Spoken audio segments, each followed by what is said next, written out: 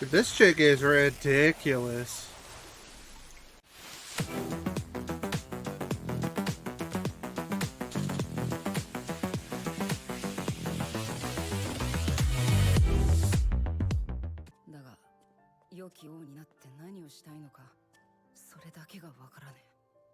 Let's go.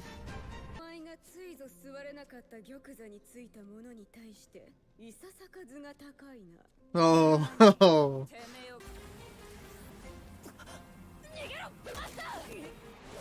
oh, saved him. Oh, got the eye in there. Oh.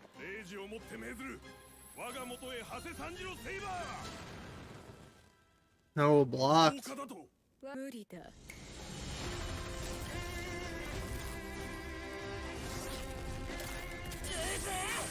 Assassin. I mean, I like her a lot. I mean, I like Saber a lot too. There's a pretty baller fight going on right now. She's kind of getting wrecked right now.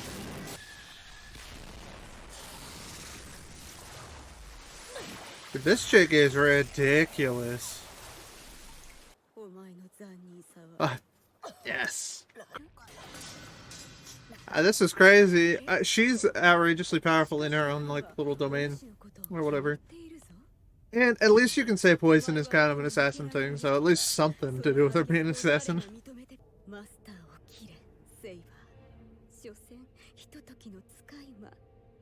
Really? This is kind of lame. She like stopped the whole poison thing to try to get her, but they don't feel like they need her, right? If they defeat her, I feel like they pretty much have a dub.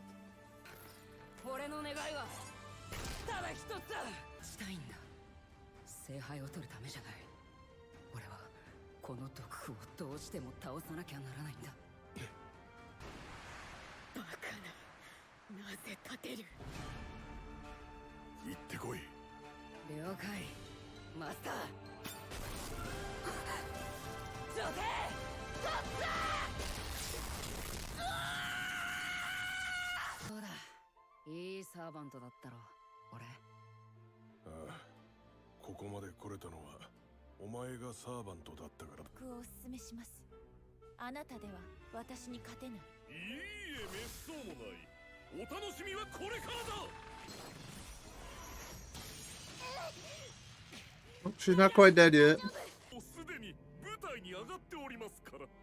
Uh-oh.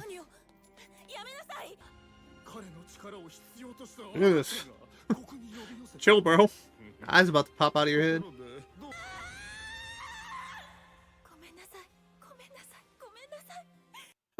Alright, well, to be honest, I thought there was going to be something else about the matchup that, like, actually made it maybe a little bit more interesting. We'll see if potentially that was just the surface level of what they were talking about. I definitely didn't think it was going to be, like, only psychological torture, and that it was... I mean, 'cause it's just so easily, like, beaten. There's no way that you're going to try to tell me that Shiro and Assassin, can never remember what her full name is. It's like, whatever. I don't remember what her full name is, whatever. There's no way you could tell me that they thought that, like, this was just, like, the trump card. Like, there was no way that she was going to be able to break free from this or whatever. Like, I could easily see the dude coming in, or the chick, like, potentially saving her. If the dude comes in and saves her, like, if, the homunculus Sig comes in and saves her, then it's going to be double bad, because there's no way, if assuming that Shiro knew that Shakespeare, like, Shiro was informed by Shakespeare in some capacity, or he just, I guess, somehow knew what was going on. They obviously had some idea that he was going to do this to Jean. So, to me, at that point, he would know the only way that she's really going to break out of this is if either A, and there's no way you could predict this or know this, but the person inside would be able to convince her otherwise. Doesn't appear that she's capable of doing that at the moment. I think it's going to have to be Sig from the outside. But if it is, if that's right, that it's from Sig from the other side, the only other option, you would think he would have prioritized killing Sig. Now, maybe we could find a way to, or he's kind of like forced into a corner with that because of Karna. But I feel like he could have bargained a little bit with Karna. A little bit more with Karna he could have bargained, I think. Because the whole thing with Karna was he was basically like, if we do this fight, you'll get a chance to fight Siegfried. And we know that he knew that he would fight Siegfried over stopping Jean if he had to. In which case, I think Shiro at that point would be like, okay, so I know basically you're probably not going to be the one to stop John. You're just going to be a general nuisance overall because you're so powerful. And eventually you're going to fight Siegfried, who's also powerful. I need Sig to actually die. I actually need him to die in this fight because otherwise, you're actually not the person that I'm going to have stop John. I'm going to have Caster shot John. And since you're not really needed to stop the rest of them are all meh anyway. Like, they're not really a big threat. The only other big threat is uh actually this episode in general I think is kind of, we'll see how everything plays out. I think it's kind of poor writing the way that they've set up Shiro as kind of like masterminding this whole thing, because once again I feel like I can see this like right off the bat. Everything is being set up. She even said, assassin that is, that this was planned, like she wanted Saber to come to her, in which case once again she has Saber completely defeated, dead to rights. She stops basically killing her to like get her to join for some reason. Makes no sense because as far as everything else goes, right? I'm trying to explain this. So the only threats are John and Saber. The rest of them are not threats. They can't win. Okay? So those are the only two real threats. How do you take out Jean? Well, we know that he's got Caster if he thinks that Sig is the only chance to Caster. And we know that he's going to attack specifically the fact that Jean basically loves him, cares about him. He knew that he was going to do that. Therefore, he knows that Sig would potentially be the only person that could like get her out of that as well. So what do you need to do? You need to target Sig. Okay. So you need to get Sig out of the picture and then Caster solos Jean. End of story. Like, so Jean's taken out of the picture. That's one of the two that can stop them. Okay, so it's the other one. Saber. Okay, well then if you take Saber out and that's it, that's game, that's checkmate. Why would you then be trying to bargain with Saber to try to get her to join your side? That's not necessary at all. You just kill her. So so in my opinion, he should have directed Karna to basically say like, look, I'll let you fight Siegfried, but you can't be doing any like noble warrior bullshit. Like, I'm going to allow you to be on this side.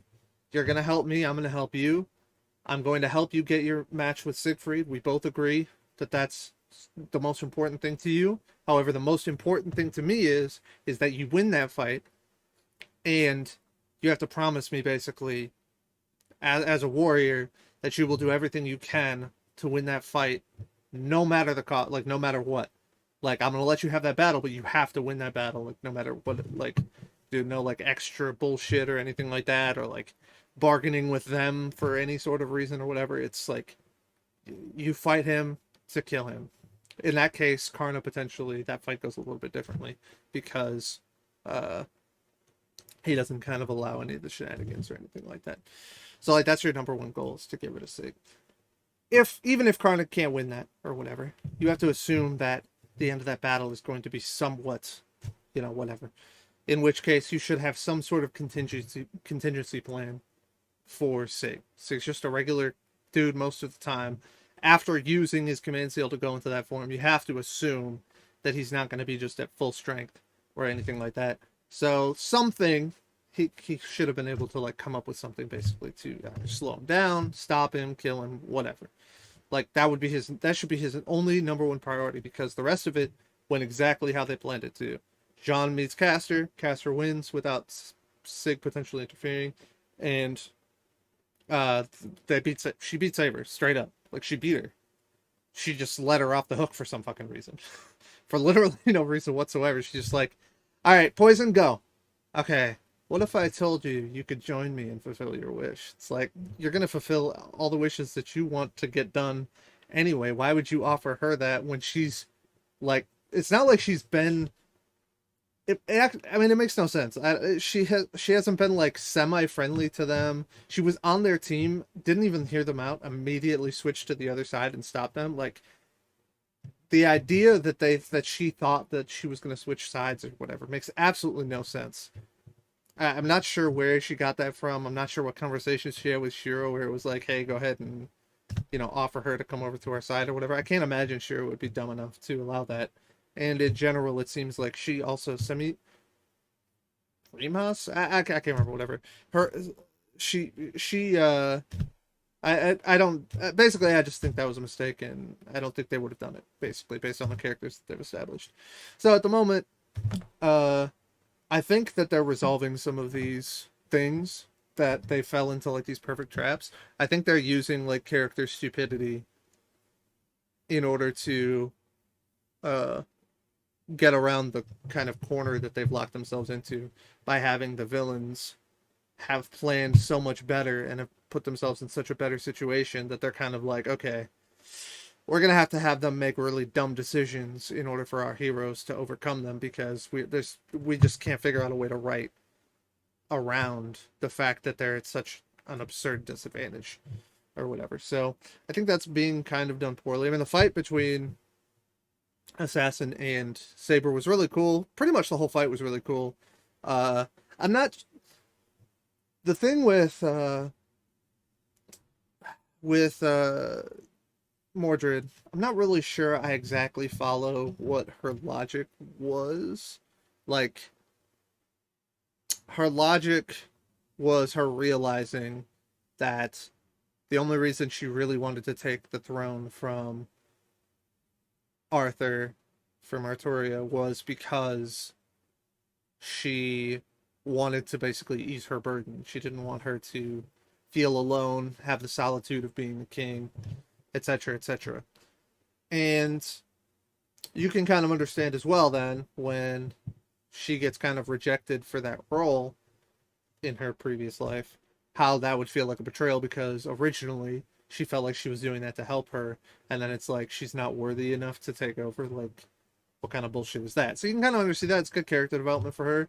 I'm just not sure how she transitioned that into now I'm willing to give up my dreams here just so I can kill you, like no matter what. Like I don't even care what. Maybe there was an implication that she cared what happened afterwards, but like the way she said it was, I don't even care what happens. I don't care if I get my wish.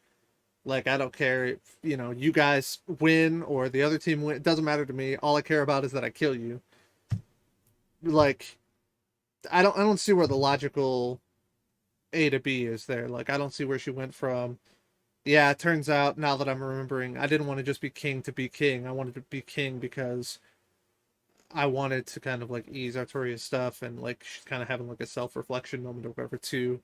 Now I don't care about literally anything except killing Assassin of Red for some reason. I just don't.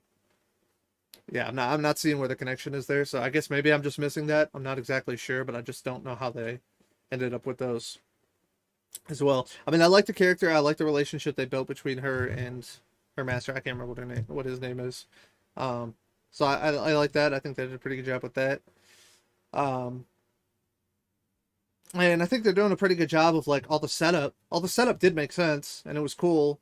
It's just, it's like the writers didn't know how to fix. It's like they wrote these really cool villains and these really cool like trap scenarios for all the heroes that are just walking into trap. Like they're basically walking trap into trap into trap into trap, right? Like everything is going according to Shiro's plan, except then something like random, like some absolute random bullshit, or like a terrible mistake from their side that makes absolutely no sense that like you can easily see coming is the only way they can get out of it. And I don't know. I feel like there are better ways. You could have just, in my opinion, made Saber have something. You could have even given her like a Deus Ex Machina. I think it would have been better. Where she just, you know, has some like noble phantasm thing that just like powers her up to the point where, maybe she ends up killing herself too in order to stop, you know, uh, assassin or something. I don't know. I mean, there's a lot of different ways you could do it. I think that would have been better in my opinion than like such a horrifically bad mistake in having her be defeated and then for some reason offering her to take over to the other side. Like that never works. Like there's no way that's gonna work. They know based just I mean, you could spend 5 seconds in her presence and know it's not gonna work. They you don't even have to spend 5 seconds in her presence. They had so many conversations with her, like for example, uh where they're all like, "Do you want to go out to the tower and we'll do whatever?" And they're just like, "No, we're not going to do that. Like we're going to do our own thing, basically." Uh, or it wasn't even the tower; it was like the church that they were in the very beginning. They're like, "Nah, we're going to go do our own thing," and they're like, "Oh, okay." So like clearly they're not playing ball with this team, right? Clearly, like they think they're sketch. Like they're not just going to be like, "Yeah, okay, we're definitely on board." So I don't know where they possibly got the idea that she might switch sides. Absolutely makes no sense. Once again, you could tell from spending 5 seconds in her presence that that's never going to happen. And two, it's not necessary for their plan in any capacity. Like, it's over. They beat her. That's done so. And if they beat her and she just kills her right there, Master's not a threat, right? The guy's not a threat at all. He's getting waxed if he decides to fucking come close to them again. Uh, and since we just saw Ryder get captured by presumably an almost dead assassin putting her traps around, I'm sure the same thing could easily be said for him. He's getting as soon as she dies, he's getting waxed. Like I doubt he could even get out of there. They might write him out of there, but like if it was like an actual thing, he's getting fucking destroyed basically in her castle thing, Babylon. Uh, so he's wiped out of the picture, and then all of a sudden she can actually go focus on Sig and Ryder potentially and stop them from having any chance of getting to Caster. So yeah, I don't know. Like I like a lot of the stuff that they set up. I like a lot of the stuff that they did. I thought the fight scene was really cool. Um, and I actually do. I did like the backstory for uh, a bit of the backstory and a bit of the stuff that they're doing character wise for John. I actually think some of this is pretty decent, right? Like it's much more interesting. They're basically pointing out her hypocrisy. My problem is that the person inside of her is like, no, that's okay. It's like it's fine for her to. I think it's fine for her to actually like love the guy, like love Sig or whatever. That's fine. What I don't agree with her saying or suggesting is that she can maintain this aura of like neutrality and the stuff that she's espouses to and love him. Like the concept is there, right? Like she is right in suggesting that like if she's going to try to pretend and be like an arbiter of justice basically and uh all of these different things, then yeah, she has to maintain a level of neutrality and not treat anybody special. Otherwise, it falls apart. Like nobody should trust her in that role. And so the suggestion that she should be able to do that and that's whatever is kind of bullshit. And that's kind of uh, hopefully not the direction they go. Hopefully it just totally breaks. But I mean, that's been my problem with her whole character. So I'm glad that it's kind of actually being brought to the forefront. Is like this whole idea. Now this is more about her like real life and her entire identity, but the whole idea of her being a ruler kind of is based around the same thing of neutrality, being fair, etc., etc. But she's clearly showing bias throughout the entire show towards this side and towards Sig in particular. So that's been a problem that I've had with her character. I find it to be hypocritical in my opinion. And so I'm glad that they are kind of throwing it out there and she's kind of having a mental breakdown because of it. We'll see how they resolve that. It would be nice for her to just realize that she's not neutral. If that's the case, then that's the case. You know what I mean? Like she's not neutral anymore. I just hate the pretending like she's neutral when she's clearly not. Like it's so blindingly obvious that she's not. That's the part that annoys me whenever I watch her character. So like I said, I actually think they did a pretty good job with that this episode where it's just like, yeah, no, you're a giant hypocrite. And she's like, no. And like, you know what I mean? I'm just like, yes, perfect. At least she has to like face it and they're not just playing it off as like only a good thing and like she doesn't have any there's no issues with her uh doing that at all. So that was good to see. So I think they did a good job with that as well. Overall, I think this was a pretty decent episode. Good setup. I do just wish there was maybe a little bit more thought or I don't know. I wish there even I think Deus Ex Machinas, right? Even stupid power ups that come out of nowhere, I think those would have been better than a really bad mistakes by Shiro and company when everything is like going according to fucking Keikaku, you know what I'm saying? Everything's going according to plan, and then it's just like they do really dumb stuff for some reason, and then that's how, you know, those big mistakes end up creating these different things or whatever. Even something like just basically being like, it doesn't matter how well you planned it out, Mordred's just that much more powerful, or the power of love just overcomes Caster's stuff or whatever. Like, that stuff would have been significantly better, I think, than making uh, the antagonists here kind of look a little bit weaker in terms of their strategy.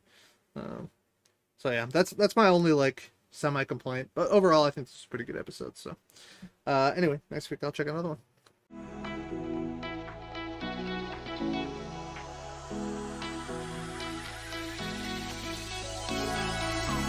Those hands and lights can't stop me. I just hold